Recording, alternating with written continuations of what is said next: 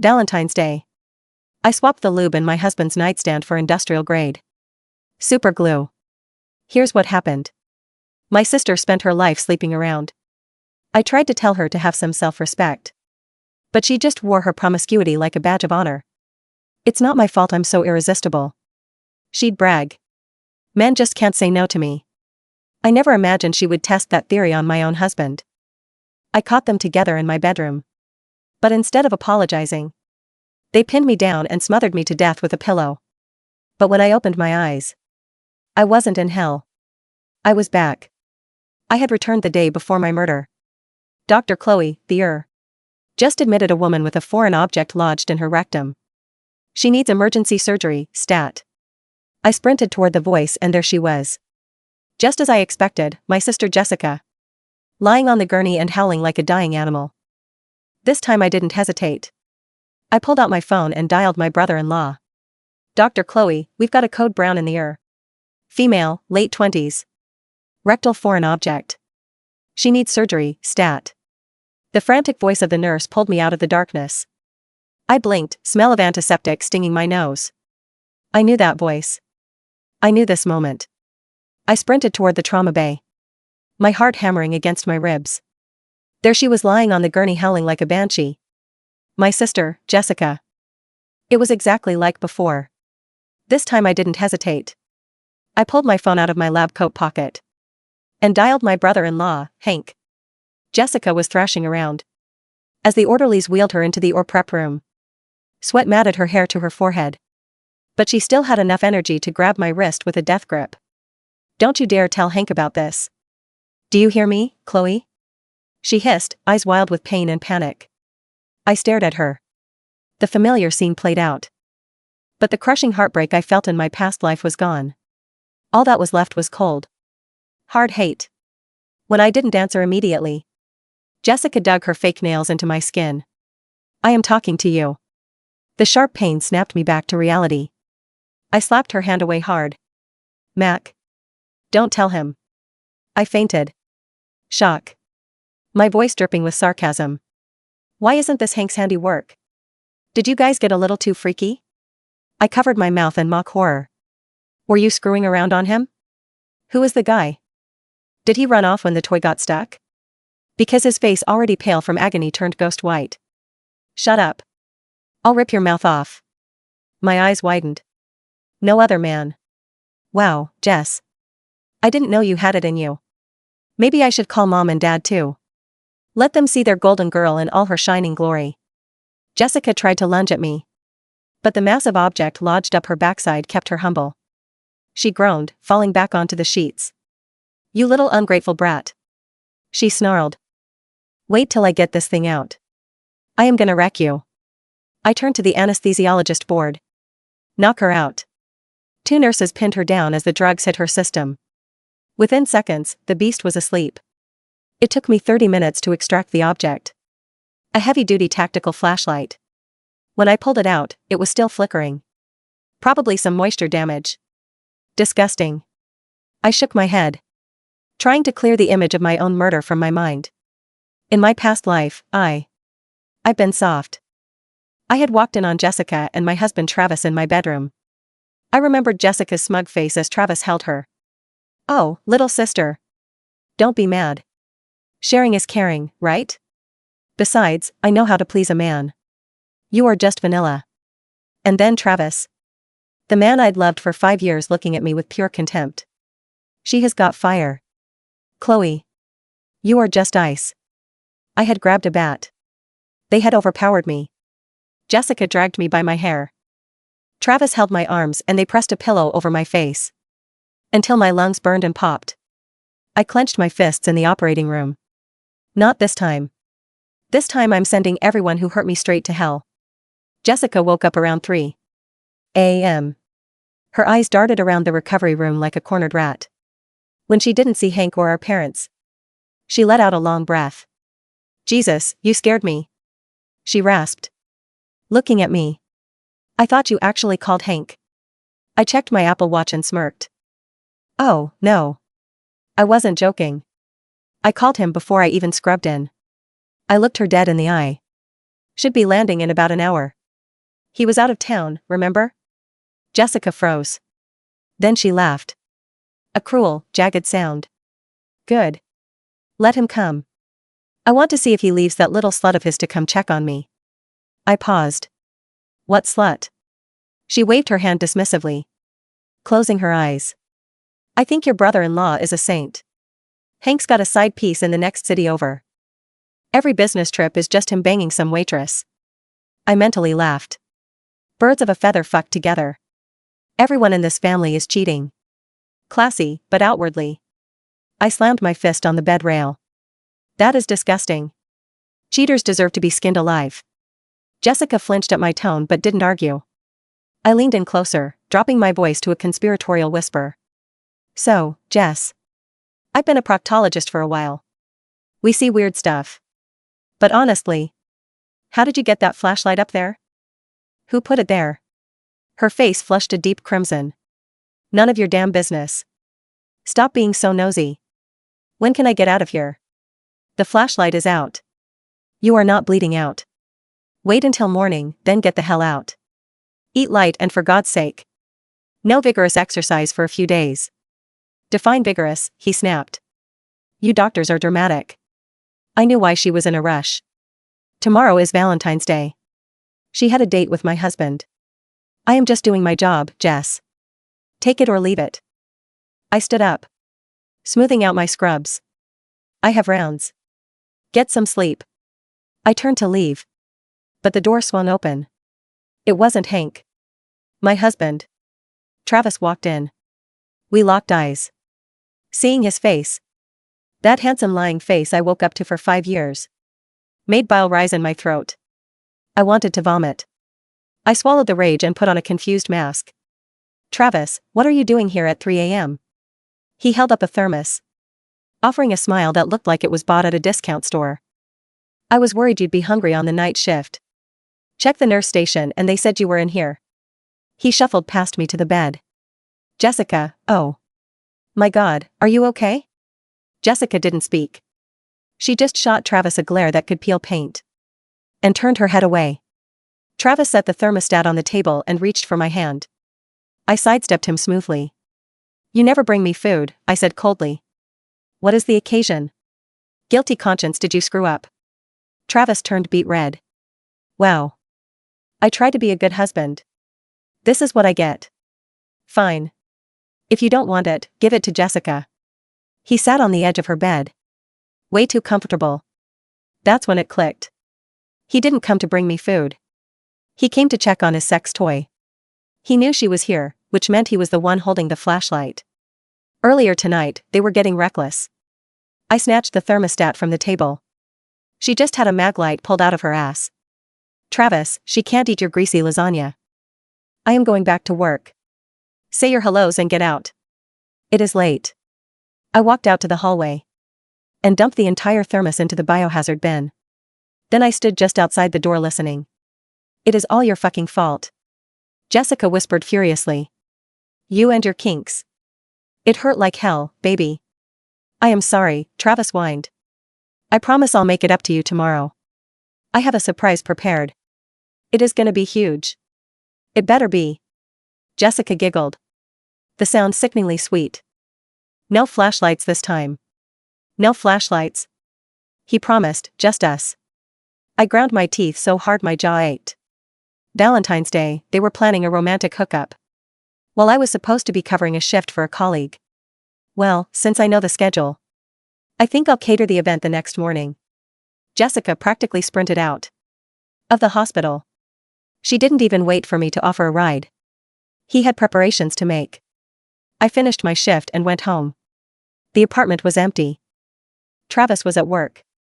I walked through the rooms that used to feel like a sanctuary. Now they just felt like a crime scene waiting to happen. I looked at our wedding photo on the wall. Travis smiling, that goofy, innocent smile, bullshit. I went into the master bedroom. Tonight this is where the magic would happen. I pulled out the gear I bought on the way home. 4 micro spy cameras. And 2 bottles of industrial-grade Gorilla Super Glue. I hid the cameras in the corners. Curtain rod, smoke detector. Bookshelf, AC vent. 4K resolution, full coverage. Then I went to the nightstand. I took the bottle of expensive silicone lube, emptied it down the sink and refilled it with the super glue. Tonight was Valentine's Day. Travis had his plans. I had mine. I packed a bag and checked into a hotel down the street. I wasn't going to be anywhere near that apartment. When the fireworks started around 8 p.m., I ordered room service, steak, medium rare and a glass of red wine. I propped my iPad up against the ice bucket and opened the live feed. Showtime. It took about 10 minutes before I wanted to throw up. Travis was crawling on the floor on all fours wearing a leather collar. Jessica was strutting around in lingerie. That cost more than my car payment. Holding a whip. Who's a bad boy? She teased. I am. Travis groaned. I sipped my wine, forcing myself to watch. Feel for the fire, I told myself. Record everything. Then came the main event. They moved to the bed. Things were getting hot and heavy. I saw Travis reach for the nightstand. He grabbed the bottle. My heartbeat sped up. Make it slippery, baby, Jessica moaned. Travis squeezed a generous amount of lube onto himself and her. He squeezed the bottle with an eagerness that made my stomach turn. I watched the clear liquid coat his skin and hers. That smells strong, Jessica murmured on the feed, wrinkling her nose. New brand, Travis grunted, his voice thick with lust. Probably some pheromone booster or something. They moved together, bodies intertwining in the dim light of the bedroom. I held my breath, sipping my wine. Chemical bonds are fascinating things. They don't care about passion or morality. They just bind. For the first 30 seconds, everything seemed normal on the screen. They were lost in their illicit rhythm, mocking me with every movement. Then came the heat. Superglue undergoes an exothermic reaction when it cures, especially in large quantities. Ow, Travis, you're burning me. Jessica suddenly shrieked, her voice cracking. It burns me too, he yelled back, trying to pull away. But physics had other plans. The movement was slight, jerky, and futile. And then it stopped dead. They were fused. Skin to skin. Flesh to flesh. Get off, she screamed, thrashing against the mattress.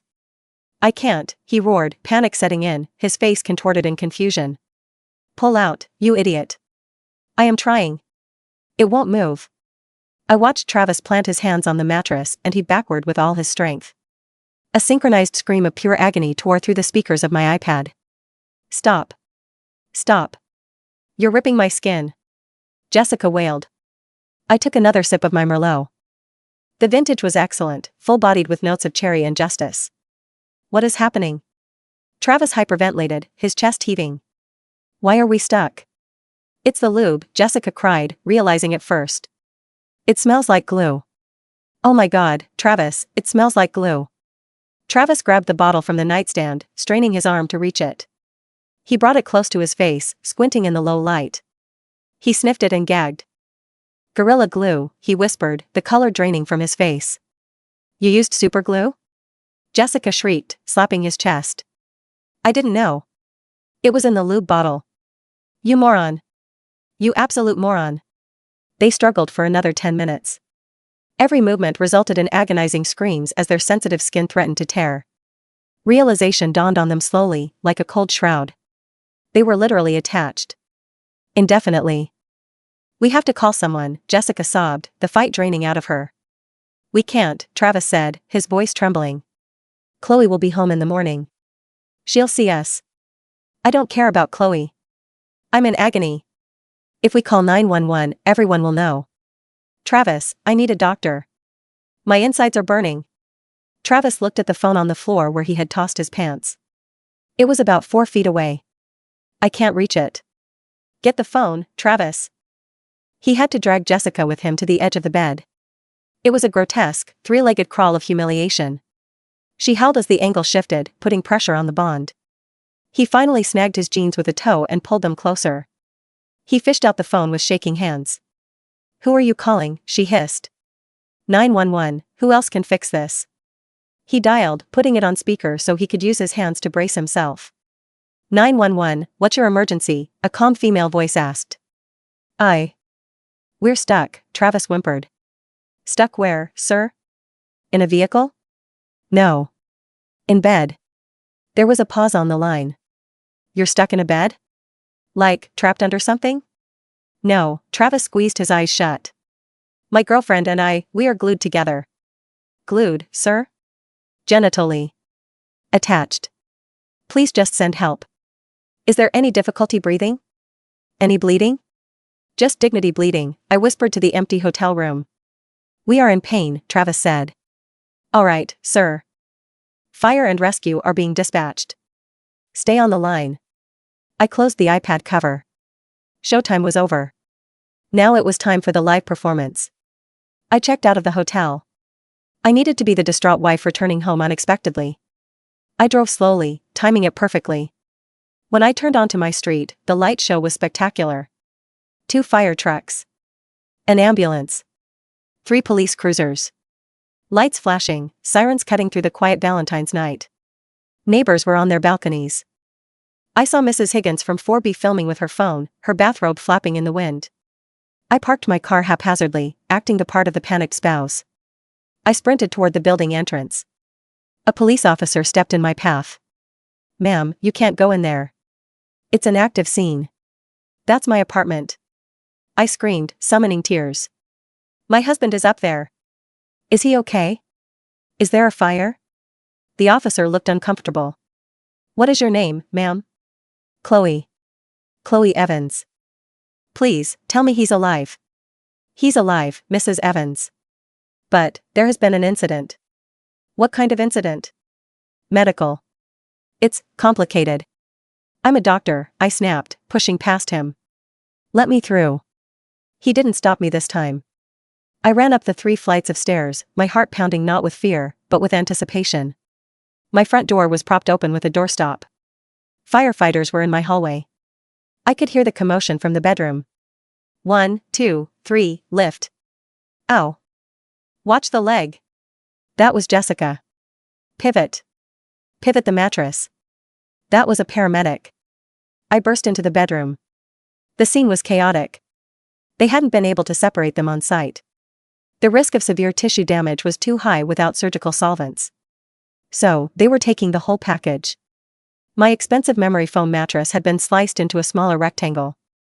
Travis and Jessica were lying on it, covered by a yellow sheet, but their position was unmistakable. Jessica's face was a ruin of mascara and sweat. Travis looked catatonic, staring at the ceiling. Travis? I shrieked, clapping my hands over my mouth. Every head in the room turned. Travis lifted his head and saw me. Terror. Pure, unadulterated terror flooded his eyes. In that second, he knew. He connected the dots. The lack of food. The sudden shift. The lube. Chloe. He croaked. Oh my God, Travis. What happened? Who is she? I rushed forward, playing the confused victim to perfection. Jessica squeezed her eyes shut, refusing to look at me. Ma'am, please step back, a paramedic said gently. That's my sister. I yelled, pointing at Jessica. Why is my sister in bed with my husband? The firefighters exchanged glances. One of them actually smirked. Mrs. Evans, we need to transport them, the lead paramedic said. They are, adhered to one another. Adhered? I blinked rapidly. Like, with glue? Yes, ma'am. Industrial strength. I let out a gasp that would have won me an Oscar. Oh, Travis. What were you into? I looked at him with disgust. Get them out of here, I whispered, turning away. Just get them out. They maneuvered the mattress slice through the doorway.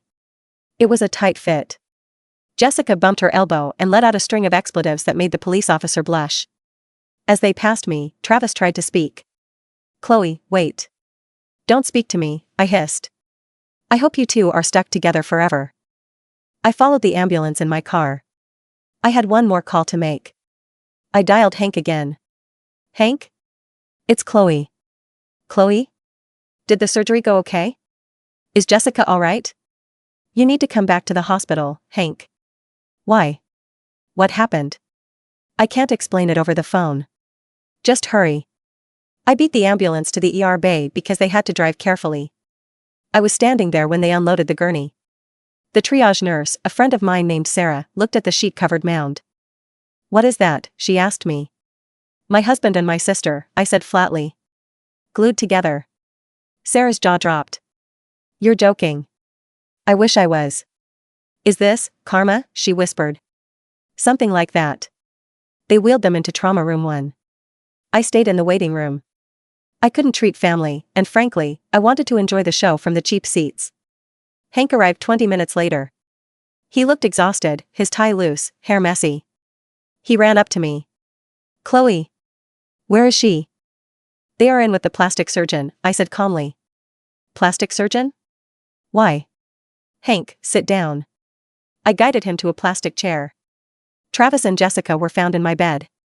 Hank stared at me. Together? Very together. I don't understand. They were having sex, Hank. And they used a bottle of lube that turned out to be super glue. Hank blinked. Once. Twice. His brain tried to reject the information. Glue? Gorilla glue. So they are. He made a gesture with his hands, locking his fingers together. Yes. Hank started to laugh. It wasn't a happy laugh. It was a sound of a man whose reality had just snapped. He laughed until he was wheezing, bending over in the chair. People in the waiting room stared. I'm sorry, he gasped, wiping a tear. It's so absurd. It is, I agreed. She told me you were cheating, I added softly. Hank stopped laughing. She what? In the recovery room, after the flashlight incident. She said you have a girl in the next city. Hank's face hardened. I have been working 80-hour weeks to pay for her lifestyle, he said quietly. I drive a 6-year-old Honda so she can drive a Mercedes. He looked at the trauma room doors. I'm done. I know, I said. We both are. An hour later, Dr. Patel came out. He looked weary. Family? We stood up. They are separated, Patel said. There was significant skin loss. Both patients will require skin grafts in the affected areas. Ouch, Hank said, devoid of sympathy. They are both sedated right now. The pain was immense. Can we see them? I asked. Briefly. They are in separate recovery bays now. I went to Travis first. He was awake, groggy from the painkillers. When he saw me, he tried to sit up but winced and collapsed back. Water, he rasped. I poured a cup from the pitcher but didn't hand it to him. I set it just out of his reach. You destroyed my bed, I said. Chloe, help me. Help you what? Pack? It was a mistake. Cheating is a series of choices, Travis. Not a mistake. She seduced me. And you were such a willing victim. I pulled a folder from my bag. I spoke to a lawyer while you were in surgery. A lawyer? These are divorce papers. Sign them. I can't sign anything right now. You have hands, Travis. Your hands weren't glued. I'm not signing. Fine. Then I'll release the video. Travis froze. What video? The one from the camera in the smoke detector. And the bookshelf. And the curtain rod. His face went pale as the sheets. You filmed it? Every second. The foreplay. The glue. The waddling. The crying. I leaned in close. It's gold, Travis. Viral gold. Imagine what your boss at the firm would think. You wouldn't. Try me. I died once already, Travis. I have nothing to lose. He didn't understand the reference, but the menace in my voice was clear. Give me the pen, he whispered. He signed with a shaky hand. I want you out of the apartment by tomorrow, I said, taking the papers. I can't walk. Crawl, then. I don't care. I left him weeping and walked to Jessica's bay. Hank was already there. He was standing at the foot of the bed, arms crossed. Jessica was crying, holding his hand. Hank, please. He drugged me. Stop it, Jessica, Hank said, his voice like ice. I saw the toxicology report. You were sober. He forced me. I spoke to the paramedics. They said you were blaming him for the wrong lube. Not for the sex. Jessica saw me and her eyes narrowed into slits. You, she screeched. You did this. You switched the bottles. Proof? I asked innocently. I know you did. You were acting weird at the hospital. I was saving your life, Jessica. Removing a flashlight from your rectum. Hank looked at her. A flashlight? Jessica turned red. It was nothing. She and Travis were playing games, I explained to Hank. Before the glue incident. Hank looked at Jessica with pure disgust. I'm filing for divorce, Jess. No. You can't. I have no money. Get a job, Hank said. But I'm injured. Medical disability isn't my problem anymore. Hank turned to me. Ready to go, Chloe?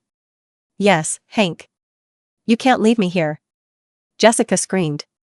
Mom and Dad will hear about this. I'm calling them now, I said, holding up my phone. I think they'll be very interested to hear how their golden girl treated her sister. We walked out of the ER, leaving her screaming at the nurses. The night air was cold, but it felt clean. I took a deep breath. You want to get a drink? Hank asked. I think I've had enough wine for tonight, I said. Coffee? Coffee sounds perfect. We sat in an all-night diner across the street. Hank stirred his black coffee. So, he said, looking at me. Did you do it? I looked him in the eye. Do what? Swap the bottles. I smiled, a small, dangerous smile. I have no idea what you're talking about. Hank held my gaze for a long moment. Then he smiled back. Good answer. We sat in companionable silence for a while. But I knew it wasn't over. Travis and Jessica were narcissistic, vindictive people. In the original timeline, they killed me because I caught them. Now, I had humiliated them, ruined them financially, and physically scarred them. They wouldn't just fade away. They would come for me. And I was counting on it. The next few weeks were a blur of legal proceedings. Travis moved into a cheap motel. Jessica moved back in with our parents. My mother tried to intervene, of course. Chloe, you have to forgive her. She's your sister. She slept with my husband, Mom. Well, men have needs. Maybe if you were more. More what? More willing to let them use me? You're being so hard-hearted. Jessica is in pain. Good. I won't have this animosity in the family. Then don't, I said. I'm not part of the family anymore if you side with her. I hung up. I changed the locks on the apartment, but I kept the old key on my keychain. I installed a more robust security system. I hired a private investigator to watch Travis. The reports were pathetic. He lost his job. Apparently, word got around. I might have accidentally emailed the video to the company's HR department from an anonymous account. Oops. Jessica was spiraling too. She was posting vague threats on social media about revenge and karma. I wasn't scared. I was prepared. The date approached. March 14th. 1 month after Valentine's. The PI called me at 6 p.m. He bought a gun, Chloe. My blood ran cold. What kind? Small revolver. Unregistered.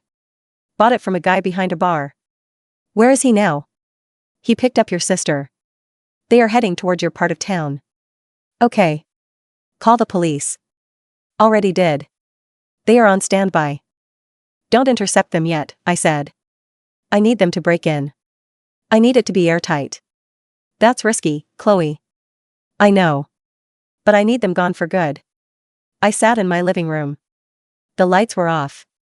I had a glass of water on the table. And a taser in my lap. My new security guard, a massive ex-Marine named Marcus, was hiding in the kitchen. I watched the camera feed on my phone. Travis's car pulled up down the street. They got out. They looked like ghosts. Travis was thin, unshaven. Jessica was limping slightly. They walked to the building. They used the old code to get into the lobby. I hadn't changed it. They took the stairs. They stopped at my door. Travis fumbled with a tension wrench. He was trying to pick the lock. He was terrible at it. Finally, he just kicked the door near the handle. The cheap wood splintered. I hadn't reinforced that part intentionally. They stepped inside. Travis held the gun. Jessica held a knife. She's probably asleep, Jessica whispered. Check the bedroom. No, I said from the darkness of the living chair. I'm right here. Travis spun around, pointing the gun blindly. Chloe? I reached out and turned on the table lamp. The light blinded them for a second. You look terrible, Travis, I said. Shut up, he screamed, shaking the gun. You ruined my life. You ruined your own life. I just provided the soundtrack. We're going to end this, Jessica snarled, stepping forward with a knife. You think you're so smart? You think you can just discard us? I think you are trespassing, I said calmly. And I think you are threatening armed robbery and murder. No one will know, Travis said, gaining confidence. We'll make it look like a break-in gone wrong. It already is a break-in gone wrong, I said. Marcus? Marcus stepped out of the kitchen. He was 6'5" and built like a tank. He held a shotgun. Drop the weapon, Marcus boomed. Travis flinched, almost dropping the gun. Who the hell is that? Security, I said. Drop it, Travis. You don't have the guts. Travis hesitated. He looked at me, then at Marcus. He looked at the gun. For a second, I thought he might do it. I thought he might shoot. But Travis was a coward. He always had been. He dropped the gun. It clattered on the floor. Jessica let out a scream of rage. You coward. She lunged at me with the knife. She didn't care about the shotgun. She just wanted blood. She was fast. But I was ready. I fired the taser. The prongs hit her in the chest. 50,000 volts locked her muscles. She dropped like a stone, twitching on my Persian rug. Nice shot, Marcus said. Thanks. I've been practicing. Sirens wailed outside. Real police this time. They swarmed the apartment. Travis was handcuffed instantly. They had to wait for Jessica to stop twitching before they cuffed her. I stood over her as they dragged her up. It's over, Jess. She looked at me with eyes full of hate. I'll come back. I'll always come back. No, you won't, I said. Attempted murder, armed burglary, conspiracy. You're going away for a long time. Mom will get me a lawyer. Mom can't afford a lawyer who can fix this. I froze the joint accounts, remember? She screamed as they dragged her out. I walked to the window and watched them get loaded into the cruisers. Travis looked defeated. He didn't even look up. He knew it was the end. I felt a lightness in my chest I hadn't felt in 2 lifetimes. The cycle was broken. I hadn't just survived. I had won. The trial was swift. The video evidence of the break-in was damning. The previous video of the glue incident was deemed inadmissible in the criminal trial, but the audio of their conspiracy to harm me was allowed. Travis took a plea deal. 15 years. Jessica refused to plead. She wanted a trial. She thought she could charm the jury. She was wrong. The prosecutor, a sharp woman named Rodriguez, tore her apart. Jessica got 20 years. I went to see them sentenced. I wore a red dress. Hank sat next to me. He held my hand when the gavel came down. It's done, he whispered. It's done, I agreed. We walked out of the courthouse into the bright sunlight. What now? Hank asked. Now? I smiled. I have a shift at the hospital in an hour. You're going to work? Today? Why not? People still have problems that need fixing. You're amazing, Chloe. I'm just a doctor, Hank. I paused at my car. Hey, Hank? Yeah? Thanks for being there. Always. Us survivors have to stick together. He got in his Honda. I got in my car. I drove to the hospital. I scrubbed in. The ER was busy. Dr. Evans, a nurse called out. We have a weird one in Bay 3. What is it? I asked, grabbing a chart. Guy got a light bulb stuck in his mouth. Tried to do a magic trick. I laughed. A genuine, happy laugh. All right, I said, snapping on my gloves. Let's go shed some light on the situation. I walked into the trauma bay. I was alive. I was Chloe Evans. And nobody was ever going to hurt me again. Life, unlike super glue, doesn't always stick to the plan. But sometimes, if you're smart, and a little bit ruthless, you can rearrange the pieces exactly how you want them. I looked at the patient. Open wide, I said. It was going to be a good day.